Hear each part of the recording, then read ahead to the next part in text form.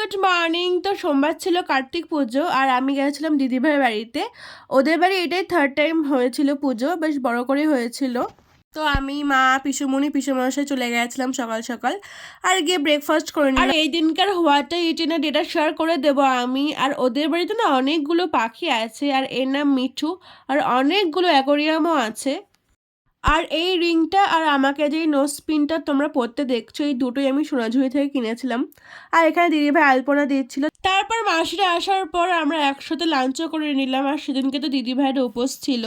এখানে মাসি আর মাকে একটু ছবি তুলে দিচ্ছিলাম। আর দেখো আর একজনকে, ক্যামেরা দেখলেই নিজে মডেল হয়ে যায়, আগেও তোমরা দেখেছো।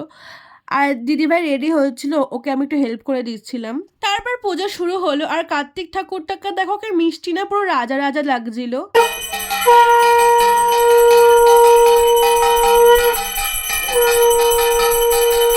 খুব সুন্দরভাবে পুজোটা হয়েছিল। ওই 6:30 নাগাদ পুজো শেষ হয়েছিল আর আমাদের ফিরতে হতো বলে আমি, মা আর পিসমশাই তাড়াতাড়ি বেরিয়ে পড়েছি। তো এইভাবেই সারাদিনটা কাটালাম। আজকের মতো এইটুকুনি, দেখা হচ্ছে অন্য একটি ভিডিওতে। বাই।